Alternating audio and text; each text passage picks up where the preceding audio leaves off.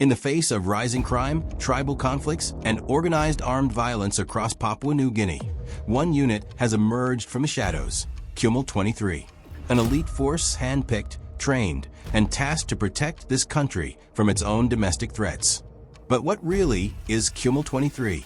Is it PNG's secret weapon, or just another expensive government project with little impact on the ground? What is Kumul 23? Kumul 23 is no ordinary police squad.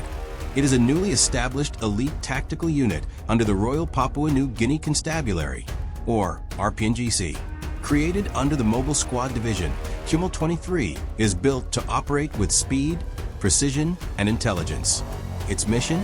Neutralize domestic terrorist threats, dismantle criminal syndicates, restore order in regions overwhelmed by violence. Recruited primarily from the Special Services Division, veteran police officers with frontline experience, Kumul 23 is currently undergoing some of the most rigorous training ever seen in PNG's law enforcement history. They're being trained in advanced tactical entries, surveillance drone operation, nighttime recon, and coordinated assaults, all in line with global elite policing standards. But while the tools and techniques are modern, the question remains, can they truly adapt to PNG's unique law and order environment? Why was it created? The birth of Kumul 23 wasn't random. It was a reaction to chaos, a response to crisis. The deadly tribal warfare in Enga province, especially around Pordra and Liagam, the constant hijacking of national highways, and the organized criminal networks operating in both urban and rural settings sparked national concern. The Maraperoso government, backed by Police Commissioner David Manning, saw a need for specialized policing. Kumul 23 became their answer. Its command structure is tight. It doesn't answer to local commanders. It reports directly to the police commissioner himself. That alone makes it unique and controversial. Their response so far: since their formation, Kumul 23 has moved swiftly. Their interventions have been felt in key hotspots, particularly in volatile provinces like Enga, Hela, and parts of the highlands.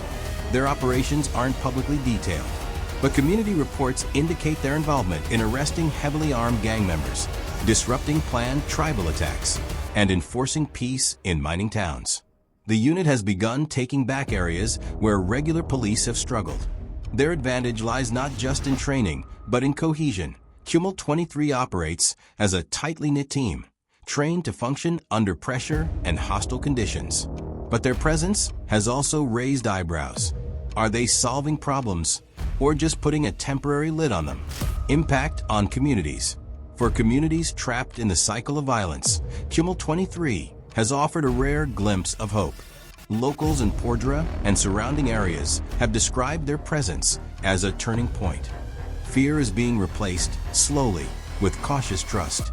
With a focus on intelligence-led policing, Kumul 23 is actively targeting criminal masterminds and warlords, not just street-level offenders. But the battle is far from over. Crime and tribal fighting in PNG are deeply rooted, driven by politics, land disputes, and poverty. A tactical force can only do so much. What's missing is a long-term strategy to accompany their short-term victories. The criticisms and challenges. Not everyone sees Kumul 23 as PNG's savior. Critics question its transparency, oversight, and cost. Who holds Kumul 23 accountable when things go wrong? There are concerns about possible human rights abuses, excessive use of force, and limited engagement with local communities. Some argue the government is too focused on militarizing the police, rather than reforming them. What about community policing? What about building trust between citizens and law enforcement? Furthermore, without proper resources, intelligence, and public trust, elite policing can become just another layer of intimidation. Is Kumul 23 PNG's answer, or a distraction from deeper systemic failures in governance, policing, and justice? Can it be a long-term solution? The Maraperoso government believes Kumul 23 is part of a long-term strategy. More intakes are planned, and facilities across the country are being upgraded to continue training new members. But scaling up is risky. Will standards drop? Will discipline hold? The original motivation behind Kumul 23 was to provide a rapid response force for specific threats, like those in Pordra. But now, there's talk of expanding it nationally. If not handled carefully, Kumul 23 could face the same fate as many other government projects: underfunded, politicized, and ineffective. To truly work, Kumul 23 must remain elite, focused, and accountable.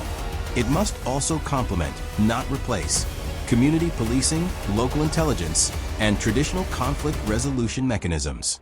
Kumul 23 is a symbol of a government trying to reclaim control over a nation battling internal chaos. It represents hope, yes, but also a risk. Can a highly trained, well-equipped tactical force fix PNG's deep-seated law and order crisis? Or are we simply building a fortress around a crumbling foundation? Visuals. Montage of rural villages, police recruits, protests, community meetings. The future of Kumul 23 depends on more than just training and guns. It depends on leadership, transparency, and community engagement.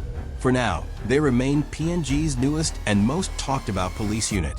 Whether they will become a legend or a lesson, only time will tell.